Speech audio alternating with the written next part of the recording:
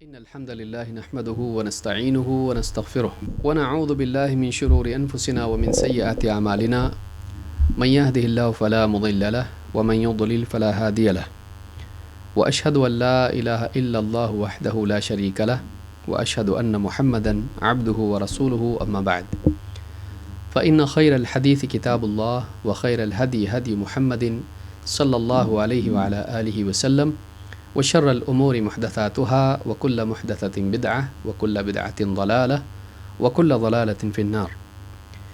قال الله تبارك وتعالى: قل هل ننبئكم بالأخسرين أعمالا الذين ضل سعيهم في الحياة الدنيا وهم يحسبون أنهم يحسنون صنعا. میرے محترم دینی بھائیوں اور قابل احترام اور بہنوں، آج سے ایک نیا سلسلہ خاص طور سے طلبۃ العلم کے لیے ہم شروع کر رہے ہیں، اور دروس کا ایک مجموعہ جس میں طلب علم کے آداب، چاہے وہ علم کے اخذ کے اعتبار سے ہو یا تعلیم کے اعتبار سے ہو، تبلیغ کے اعتبار سے ہو، دعوت کے اعتبار سے ہو، طلباء کے لیے اور علماء کے لیے قرآن و سنت میں اور سلف کے اقوال میں جو اصول، قواعد اور آداب ذکر کیے گئے ہیں، ایک سلسلہ آج سے ہم ان دروس کا شروع کر رہے ہیں، اور تقریباً یہ 31 باب ہیں جس میں ایک طالب علم کے لیے علم کے تحمل اور علم کے ادا کرنے کے اعتبار سے، علم کے لینے اور علم کے دینے کے اعتبار سے بہت ہی اہم نصیحتیں ہیں جو قرآن و سنت سے اور سلف کے اقوال میں ہم کو ملتی ہیں۔ اللہ رب العالمین سے دعا ہے کہ اللہ تعالیٰ اس سلسلے کے انعقاد کے لیے کوشش کرنے والے ہمارے احباب کو جزائے خیر دے، اور ہم سب سے اس سلسلے میں شریک ہونے کے اعتبار سے اللہ تعالیٰ راضی ہو، اور ہمارے علم میں اور ہمارے عمل میں، ہمارے دین میں، ہمارے ایمان میں اللہ رب العالمین ان دروس کے ذریعے سے مزید برکت عطا فرمائے۔ قرآن کریم میں اللہ رب العالمین نے ایک جگہ یہ بات کہی ہے جس کی طرف میں نے اشارہ کیا، جو آیت میں نے پڑھی ہے۔ بنیادی بات یہ ہے کہ ایک انسان کی ناکامی کی بنیادی طور پر 2 وجہ ہوتی ہیں۔ ایک تو یہ کہ وہ منزل تک لے جانے والے راستے کو نہیں جانتا، دوسرے یہ کہ وہ راستہ تو جانتا ہے، منزل کے بارے میں بھی اس کو معلوم ہوتا ہے، لیکن راستہ پانے کے باوجود بھی، منزل معلوم ہونے کے باوجود بھی وہ راستے پر بیٹھ جاتا ہے اور راستہ چلتا نہیں۔ اس اعتبار سے محرومی کی 2 بنیادیں ہوتی ہیں، ایک نہ جاننا اور دوسرے عمل نہ کرنا۔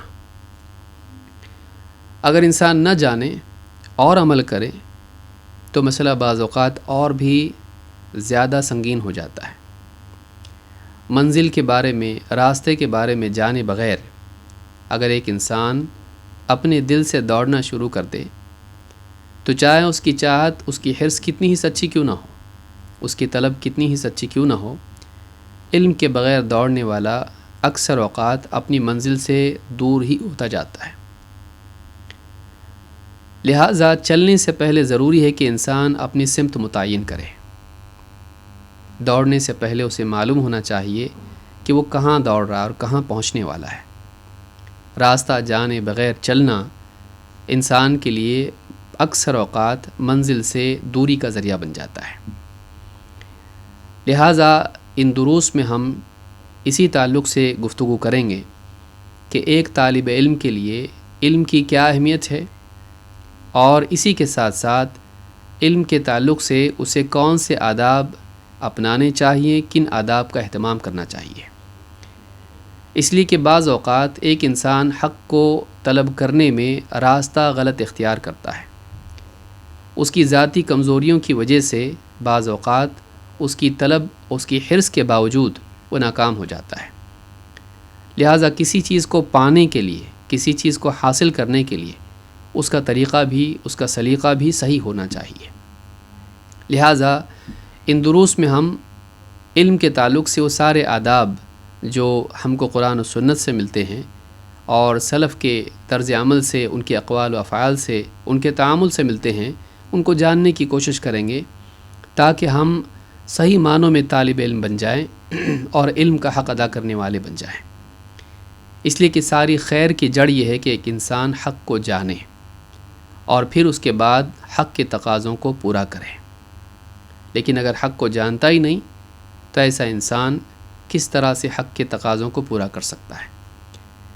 قرآن کریم میں اللہ تعالیٰ فرماتا ہے قُلْ هَلْ نُنَبِّئُكُمْ بِالْأَخْسَرِينَ أَعْمَالًا الَّذِينَ ضَلَّ سَعْيُهُمْ فِي الْحَيَاةِ الدُّنْيَا وَهُمْ يَحْسَبُونَ أَنَّهُمْ يُحْسِنُونَ صُنْعًا۔ اے نبی آپ کہیے کیا ہم تم کو بتائیں کہ اعمال کے اعتبار سے سب سے زیادہ خسارے میں کون ہیں؟ یہ وہ لوگ ہیں جن کی ساری کوششیں دنیا کی زندگی میں ضائع ہو گئیں اور وہ اسی بھرم میں پڑے رہے کہ ہم کوئی اچھا کام کر رہے ہیں۔ ایک انسان یہ سمجھتا رہے کہ میں صحیح سمت میں جا رہا ہوں اور وہ غلط سمت میں جا رہا ہے۔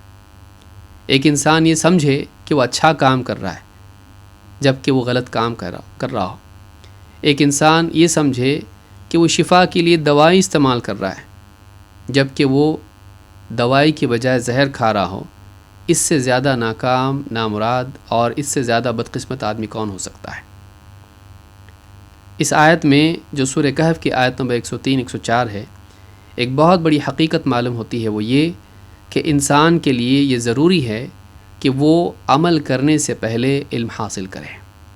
اگر اس کے پاس علم نہیں ہے تو بعض اوقات بلکہ اکثر اوقات اس کا علم مقصود سے دور لے جانے والا بنتا ہے، اس کا عمل مقصود سے دور لے جانے والا بنتا ہے۔ لہٰذا سب سے اہم چیز زندگی میں یہ ہے کہ انسان کے پاس صحیح علم ہو۔ پچھلی قوموں کو آپ دیکھیے یا اسی طرح سے اس امت کے پچھلے فرقوں کو آپ دیکھیے یا آج بھی جتنے فرقے ہیں ان کو دیکھیے، تاریخ میں آپ اگر دیکھیں تو آپ کو دکھائی دے گا کہ اکثر کی گمراہی کی وجہ یہ رہی کہ انہوں نے ناحق کو حق سمجھا اور اسی کے لیے ساری کوششیں صرف کر دیں۔ وہ اس کو حق سمجھتے ہوئے اس کے لیے لڑتے رہے، لیکن اللہ کے ہاں وہ گمراہ تھے۔ وہ اپنے آپ کو ہدایت پر سمجھتے رہے، اسی کے لیے قربانیاں دیں، اسی کے لیے کوششیں کیں، اسی کے لیے مجاہدے کیے۔ چاہے صوفیوں کا حال آپ دیکھیں یا کسی اور فرقے کا حال آپ دیکھیں، آپ کو دکھائی دے گا کہ بہت سارے لوگوں کا مسئلہ یہ ہوتا ہے کہ وہ علم کے بگاڑ کی وجہ سے غلط کو صحیح سمجھ لیتے ہیں اور نتیجہ یہ ہوتا ہے کہ وہ گمراہی میں پڑھ کے اس کے لیے غلط کوشش کرتے ہیں، کوششیں بھی ضائع ہو جاتی ہیں اور انجام بھی برا ہوتا ہے۔ لہٰذا ایک انسان کے لیے سب سے پہلا کام زندگی میں یہ ہے کہ وہ جانے کہ واقعی حق کیا ہے، وہ جانے کہ منزل کیا ہے، کہاں منزل ہے، کون سی منزل تک اس کو پہنچنا ہے، نجات کس چیز میں ہے، سعادت کس چیز میں ہے، اور پھر اس کے بعد اس کی طرف لے جانے والے راستے کو جانے اور پھر اس راستے پر زندگی بھر چلتا رہے یہاں تک کہ اس کا خاتمہ خیر کے ساتھ ہو۔ تو یہ جو دروس ہیں ان میں ہم اسی پہلو سے غور کریں گے کہ ایک طالب علم کو کیسا ہونا چاہیے۔ علم ایک بہت بڑی نعمت ہے۔ اللہ رب العالمین نے سارے نبیوں کو فضیلت دی علم کی بنیاد پر، ان کے دوسرے اوصاف اپنی جگہ، لیکن اللہ رب العالمین نے انبیاء کو ایک ایسا علم دیا جو دوسرے لوگوں کے پاس نہیں تھا۔ یہ آسمانی علم تھا جو انسان کے مسائل کا حل اس کو دیتا ہے۔ سائنس کا علم، ٹیکنالوجی کا علم اور بہت سارے علوم دنیا میں ہیں، ان کا فائدہ انسان کے لیے ہے، لیکن خود انسان کے بگاڑ کو دور کرنے کے لیے کون سا علم ہے؟ اگر انسان کی گاڑی خراب ہو جائے اس کے لیے علم ہے، اس کا پنکھا، اس کا ریفریجریٹر یا اس کی کوئی بھی چیز خراب ہو جائے اس کے سدھار کے لیے دنیاوی علوم ہیں، ٹیکنالوجی ہے۔ حتیٰ کہ انسان کا جسم بھی اس میں بگاڑ آ جاتا ہے، طب ہے، دل کا بگاڑ، ہاتھ پاؤں کا بگاڑ، ہڈیوں کا بگاڑ، چمڑی کا بگاڑ، گوشت کا بگاڑ، اس سارے بگاڑ کو دور کرنے کے لیے کوئی نہ کوئی علم ہے۔ لیکن انسان کی سوچ کے بگاڑ کو دور کرنے کے لیے، انسان کے قلب میں جو حسد، کفر، شرک، کینہ کپٹ اس طرح کی عقیدے کی یا اخلاق کی برائیاں جو ہیں، ان کی اصلاح کے لیے کون سا علم ہے؟ ان کی اصلاح کے لیے اللہ والا علم ہے جو اللہ کے نبیوں کو دیا جاتا ہے۔ اسی علم کی روشنی میں انسان اگر چلے تو دنیا میں ہدایت یافتہ اور آخرت میں کامیاب ہوتا ہے۔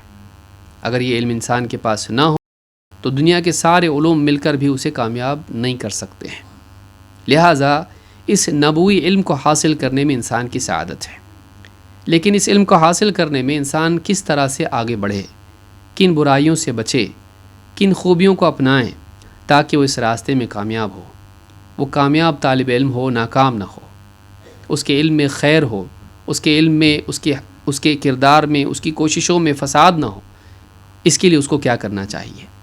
پھر اس علم کے تعلق سے اس پر کیا ذمہ داریاں ہوتی ہیں، وہ کیسے ان ذمہ داریوں کو پورا کرے، کیا کرے کیا نہیں کرے، یہ ساری چیزیں اکثر ہمارے سامنے نہیں ہوتی ہیں۔ لہٰذا بہت سارے طلباء کوشش کرتے ہیں اور اس میں تھک جاتے ہیں۔ بہت سارے طلباء کوشش کرتے ہیں، پاتے ہیں، لیکن آگے جا کے بگاڑ آ جاتا ہے۔ لہٰذا اس تعلق سے ایک بہت ہی اہم سلسلہ یہ جاری ہوا ہے الحمدللہ کہ ہم علم کیسے حاصل کریں اور علم کے اعتبار سے ہمارا سفر کیسے ہونا چاہیے۔ اس سے پہلے کہ ہم آگے بڑھیں اور اس تعلق سے سارے ابواب ہم دیکھیں کہ ہم کیا پڑھنے والے ہیں، امام شافعی رحمۃ اللہ علیہ کا ایک شعر ہمارے سامنے ہے جو طالب علم کو نصیحت کرتے ہوئے انہوں نے کہا ہے۔ ان کے دیوان میں یہ اشعار موجود ہیں، یہ شعر موجود ہے۔ کہتے ہیں: اخی لن تنال العلم الا بستۃ سأنبئک عن تفصیلها ببیان ذکاء وحرص واجتہاد وبلغہ وصحبت استاذ وطول زمان۔ کہتے ہیں کہ میرے بھائی، اخی لن تنال العلم الا بستۃ، جب تک کہ 6 چیزیں تیرے اندر نہ ہو تو علم حاصل نہیں کر سکتا۔ امام شافعی کی نصیحت ہے ایک طالب علم کے لیے۔ میں اس لیے بھی کہہ رہا ہوں کہ آخری بات جو اس میں ہے وہ بہت اہم ہے۔ اکثر طلباء یہ کرتے ہیں کہ یہ سلسلہ کتنا چلے گا، کتنے دن تک چلے گا۔ اگر اس کے لیے مدت لمبی ہو تو طالب علم گھبرا جاتا ہے کہ اتنا لمبا، اتنے دن، ہم کو شارٹ میں چاہیے۔ ہم ایک ایسے دور میں ہیں جس میں انسان جلدی جلدی سب کچھ حاصل کرنا چاہتا ہے، اور بعض اوقات جلدی والی چیز میں وہ ثبات، وہ بنیاد، وہ مضبوطی نہیں ہوتی ہے۔ اسی لیے امام شافعی رحمۃ اللہ علیہ کا یہ جو شعر ہے، اس کا مطالعہ کرنا اور اس کو اپنے سامنے رکھنا ضروری ہے۔ فرماتے ہیں: آخی لن تنال العلم الا بستۃ، میرے بھائی تو علم حاصل نہیں کر سکتا جب تک کہ 6 چیزیں تیرے اندر نہ ہوں۔ سأنبئک عن تفصیلها ببیان، اور میں تفصیل سے یہ 6 چیزیں تیرے سامنے وضاحت کے ساتھ پیش کرتا ہوں۔ ذکاء وحرص واجتہاد وبلغہ وصحبت استاذ وطول زمان۔ کہتے ہیں ذکاء، پہلی چیز کیا ہے؟ طالب علم میں ہونی چاہیے، ذکاء ہونی چاہیے۔ ایک دم بدھو قسم کا ہے، ذرا بھی اس کو کچھ سمجھ میں نہیں آتا ہے، اس کے لیے علم میں گہرائی مشکل ہوگی۔ طبعاً اس کے اندر ذکاء ہونی چاہیے، انٹیلیجنس جس کو آپ کہیں، تو اس کے اندر سمجھ ہونی چاہیے، اس اعتبار سے کہ وہ باتوں کو سمجھتا ہو۔ ایک عالم، ایک جانکار اس کے سامنے ایک بات رکھ رہا ہے اور وہ بھی نہ سمجھ پائے، چاہے وہ کتنی آسان کر کے بیان کی جائے، تو پھر اس کو فائدہ نہیں ہوگا۔ پہلی چیز جو چاہیے وہ کیا ہے؟ ذکاء۔ اس کے اندر یعنی عقل مندی ہونا چاہیے، سمجھ ہونا چاہیے۔ ذکاء وحرص، اس کے اندر حرص ہونا چاہیے۔ اگر اندر سے طلب نہ ہو، لالچ علم کی نہ ہو، جیسے دنیا کی لالچ دنیا دار کو ہوتی ہے، علم کے لیے طالب علم کے دل میں حرص نہ ہو، اس کے اندر رغبت نہ ہو، اس کے اندر چاہت نہ ہو علم کی، وہ بھاگ دوڑ نہیں کرے گا، اس کے لیے کوشش نہیں کرے گا اس کے لیے۔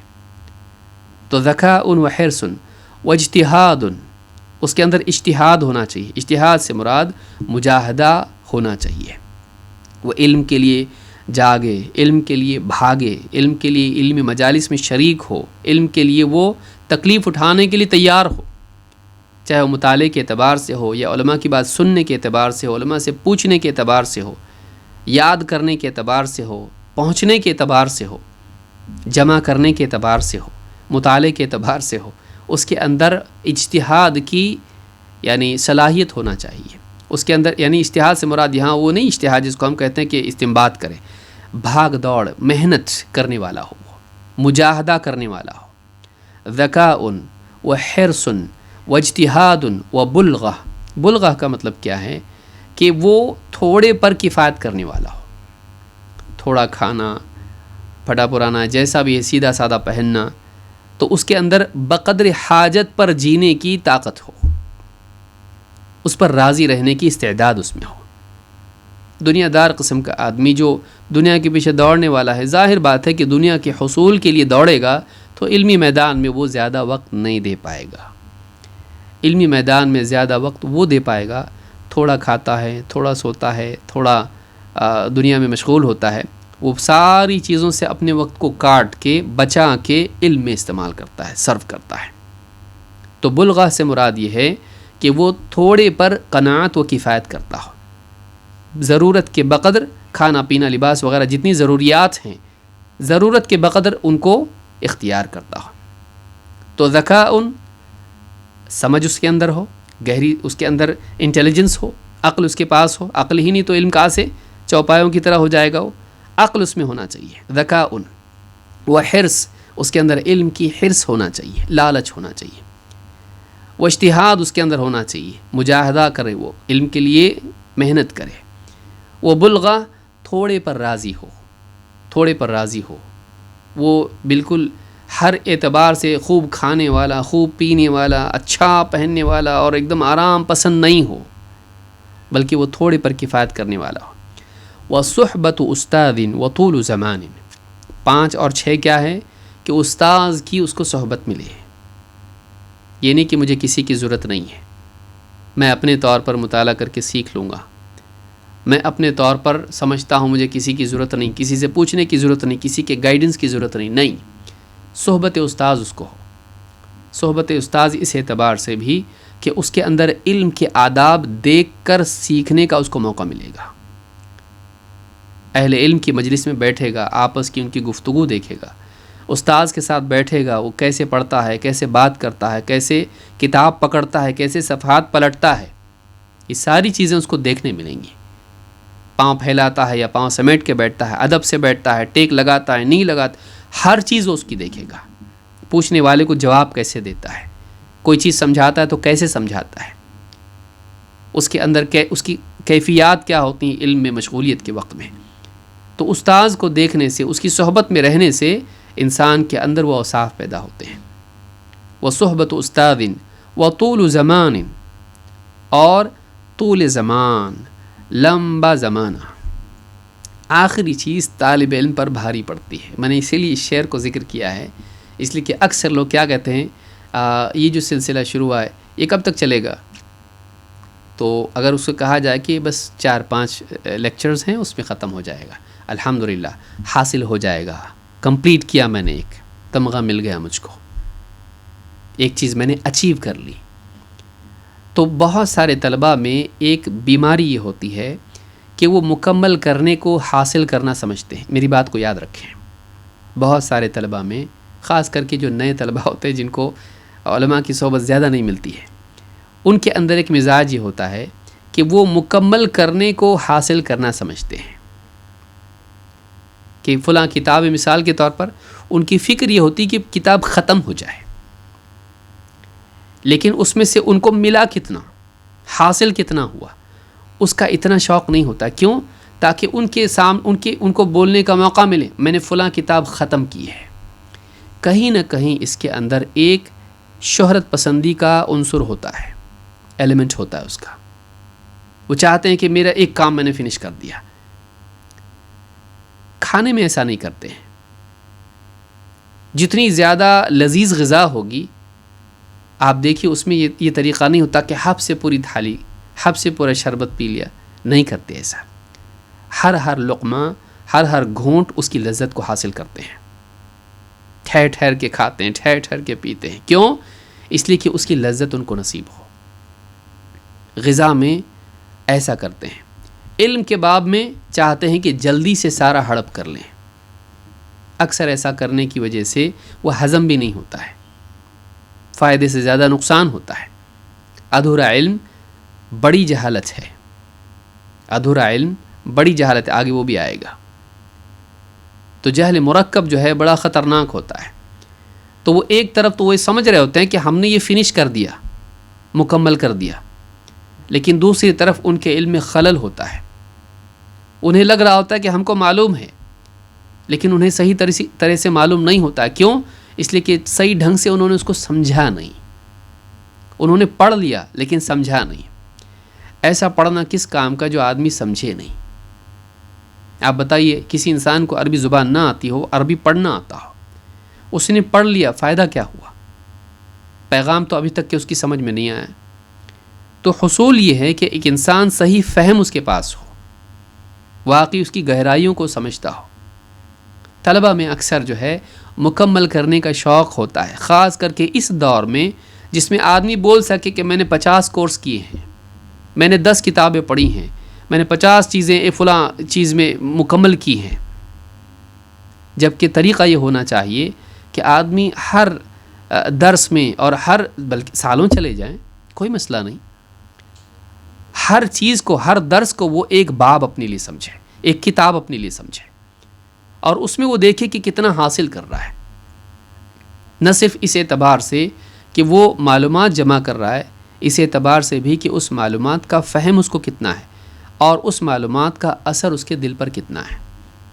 اکثر اوقات ہم اثر کو نظر انداز کر دیتے ہیں، ہم علم کے میدان میں صرف معلومات جمع کرنے والے بن جاتے ہیں، علم کی لذت ہم کو نصیب نہیں ہوتی ہے۔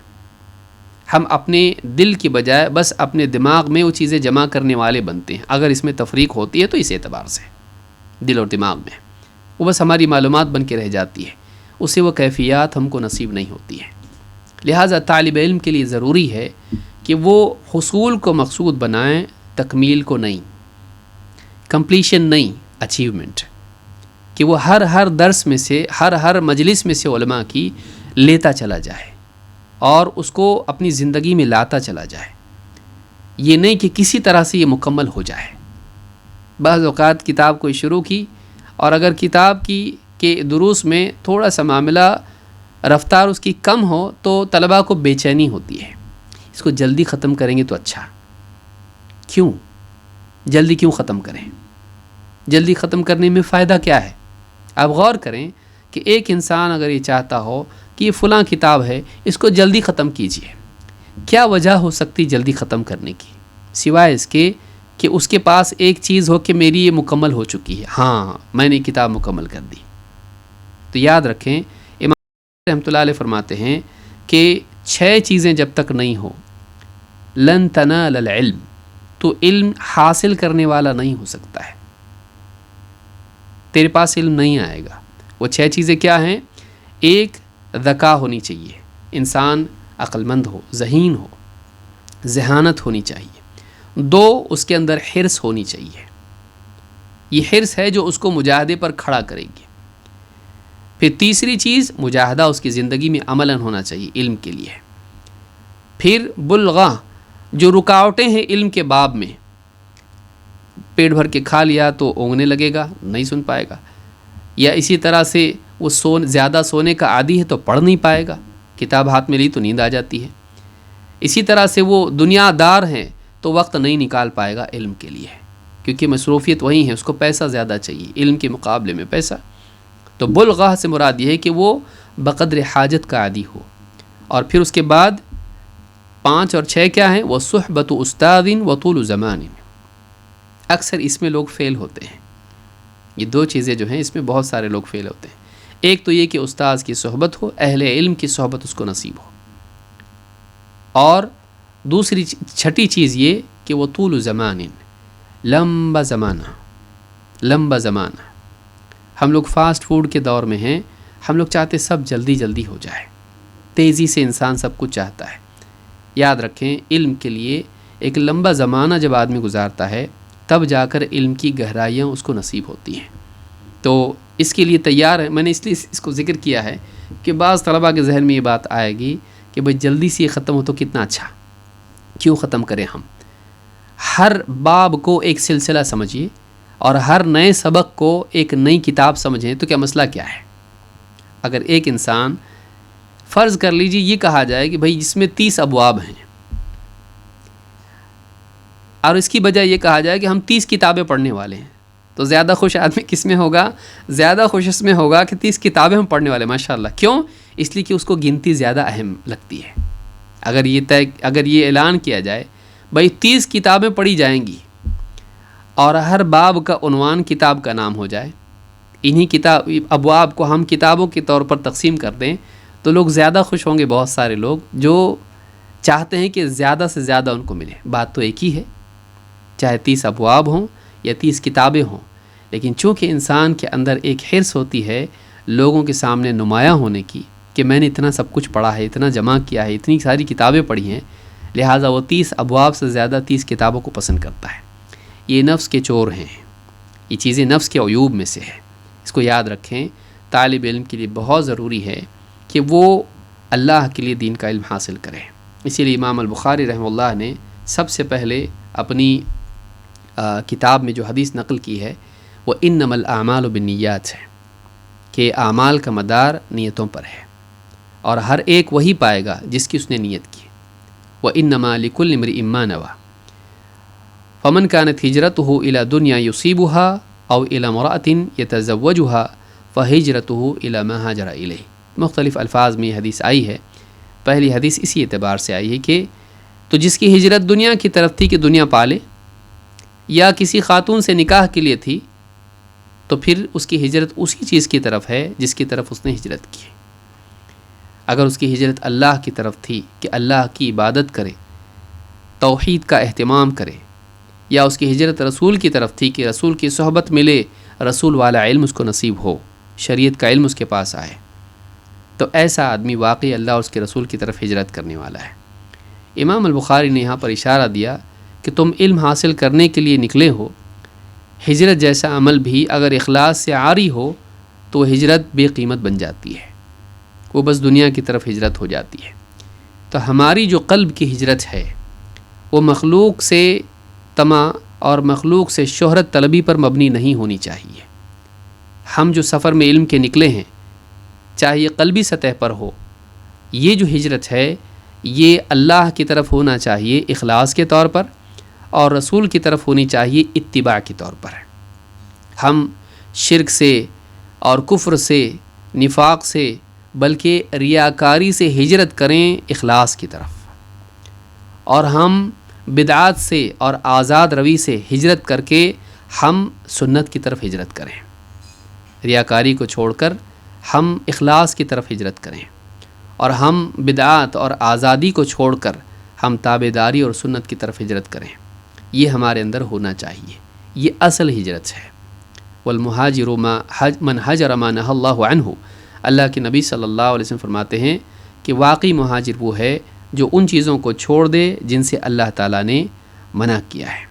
تو یہ آج ہمارا یہ پہلا درس ہے، اور مختصر درس رہے گا انشاءاللہ، یہ ختم ہوا۔ اس میں میں آخر میں یہ بات بتانا چاہتا ہوں کہ اس درس میں یا اس سلسلے میں ہم کن چیزوں کو پڑھنے والے ہیں۔ اس میں تقریباً 31 باب ہیں۔ میں باب کی فہرست بتا دیتا ہوں، اور آپ کو وقتاً فوقتاً اس کے نوٹس ملتے رہیں گے انشاءاللہ جیسے جیسے مکمل ہوں گے۔ تو اس میں پہلا باب ہے جہالت کی مذمت و مضرت، جہالت کی برائی کیا ہے۔ اس کے بعد ایک فصل ہے علم اور اہل علم کی فضیلت۔ باب نمبر 2 علم کی فضیلت و اہمیت۔ باب نمبر 3 علماء کی فضیلت۔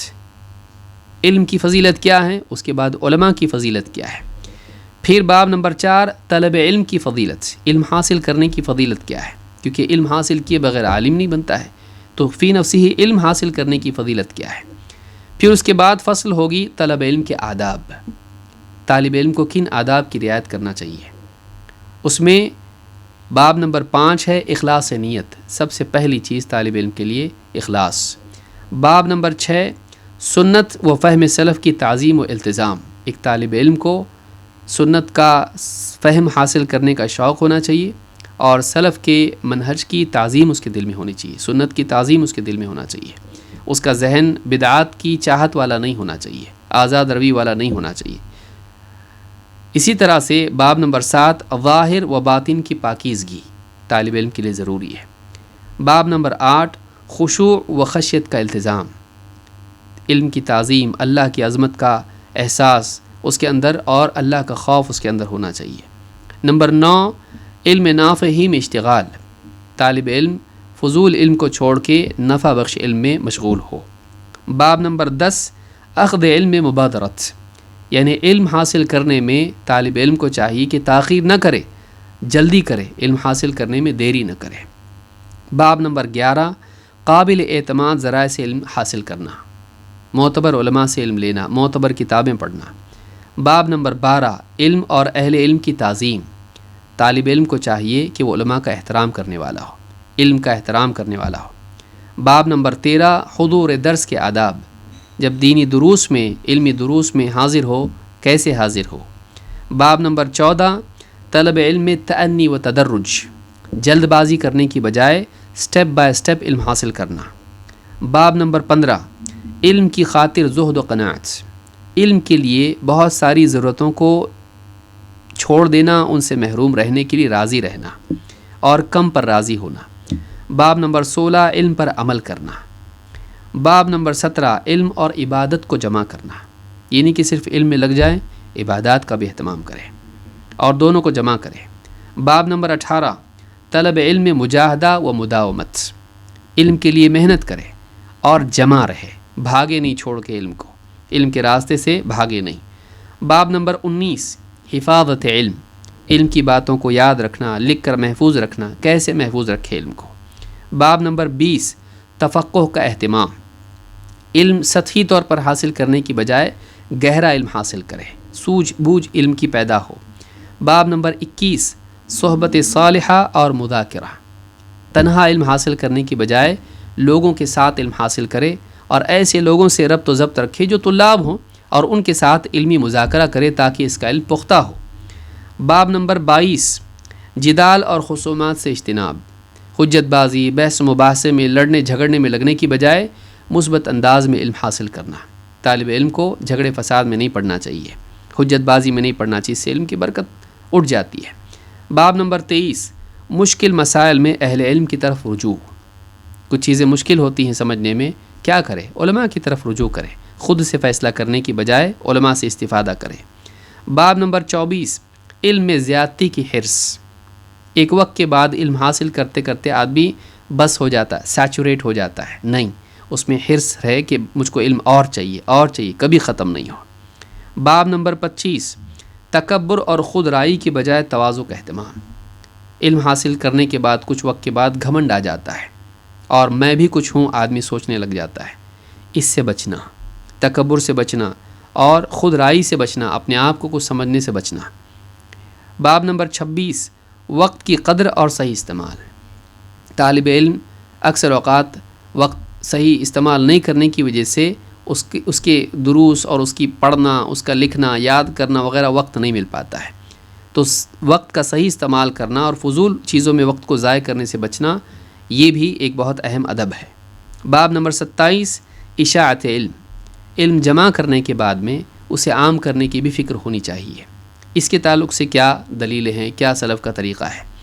باب نمبر 28، بلا علم گفتگو سے اجتناب، آدمی یہ نہ کرے کہ جو جی میں آئے بولنے لگے، بغیر علم کے فتوے دینے لگے، بغیر علم کے باتیں بتائے، دین تفسیر یا حدیث کی شرح بتائے، نہیں، بلکہ بغیر علم کے بولنے سے بچنا، یہ بھی ایک ادب ہے۔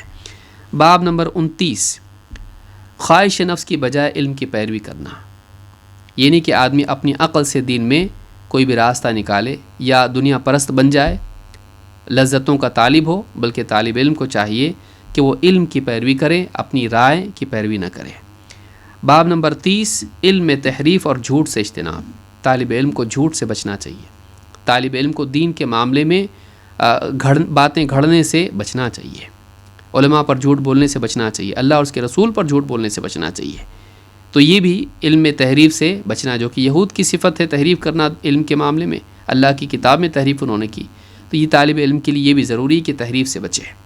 باب نمبر 31 اور یہ آخری باب ہے، علم اور ایمان کو جمع کرنا، یعنی صرف معلومات نہیں بڑھانا، بلکہ اس معلومات سے انسان کے علم میں بھی ایمان میں اضافہ ہو، اس کی فکر طالب علم کو ہو۔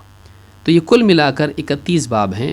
اور آپ سمجھ سکتے ہیں کہ یہ ساری چیزیں ہمارے لیے ضروری ہیں، اور ایک ایک کر کے ہم انشاءاللہ ان ابواب کو دیکھیں گے، اور اس میں جو آیات ہیں، احادیث ہیں، سلف کے اقوال ہیں، اور اسی طرح سے سلف کا طریقہ اس میں ہے، تو اس کو بھی ہم سمجھنے کی کوشش کریں گے۔ ایک مستقل کتاب ہے جو اللہ تعالیٰ اگر توفیق دے تو انشاءاللہ اس میں مزید مواد جمع ہوگا، لیکن ان دروس کی وجہ سے میں نے بہت جلدی میں یہ جمع کیا تھا، اور مزید اس میں اضافہ ہوگا انشاءاللہ، اور پھر یہ کتابی شکل میں اللہ نے توفیق دی تو انشاءاللہ اس کو ہم عام کریں گے۔ لیکن یہ اتنے ابواب اس میں ہیں، اور اس میں ہم دلائل وغیرہ دیکھیں گے۔ تقریباً 150 صفحات پر یہ وقت مشتمل ہے، اس میں اضافہ بعد میں مزید ہوگا انشاءاللہ۔ لیکن ان دروس میں ہم انہی عناوین کو سامنے رکھتے ہوئے اپنا سلسلہ جاری رکھیں گے۔ اللہ تعالیٰ سے دعا ہے کہ اللہ تعالیٰ جو سلسلہ ہم نے شروع کیا ہے، اللہ اس کو جاری رکھنے کی توفیق دے، اور بولنے والے کو بھی اور سننے والے کو بھی اس علم سے استفادہ کرنے کی توفیق عطا فرمائے۔ تو آج کے لیے میں سمجھتا ہوں اتنا کافی ہے۔ یہ ایک ہمارا بس مقدمہ تھا، اور بنیادی باتیں اس میں کچھ تھیں۔ اگلے درس میں ہم انشاءاللہ اس سے شروع کریں گے کہ واقعی جہالت کیا ہے، کیونکہ جہالت پہلے ہوتی ہے، علم بعد میں آتا ہے۔ پہلے اندھیرا ہوتا ہے، اس کے بعد اجالا آتا ہے۔ قرآن کریم میں بھی آپ دیکھیں اللہ تعالیٰ نے اندھیرے کو پہلے ذکر کیا ہے، اس کے بعد اجالے کو۔ تو انسان پیدائشی طور پر کچھ جاننے والا نہیں ہوتا ہے، پھر اس کے بعد وہ علم سیکھتا ہے۔ تو جہالت کیا ہے یہ جاننا ضروری ہے، اور جہالت کی کتنی قسمیں ہیں، اور جہالت کا نقصان کیا ہے۔ علم کیوں حاصل کرنا ہے؟ اس لیے کہ جہالت بہت مضر ہے۔ تو جہالت کیا ہے؟ تو جہالت سے کیسے بچیں؟ جہالت کیوں نہیں ہونی چاہیے انسان میں؟ انشاءاللہ اگلے درس میں ہم جہالت کے تعلق سے کچھ باتیں دیکھیں گے، اس کے بعد ہم علم کی فضیلت، اہل علم کی فضیلت، اور اس طرح سے اپنا سلسلہ جاری رکھیں گے۔ اللہ تعالی ہم سب کو سمجھنے کی توفیق عطا فرمائے، اور علم و عمل کو جمع کرنے والا، علم و ایمان کو جمع کرنے والا ہم سب کو بنائے۔ اقول ھذا واستغفر اللہ لی ولکم۔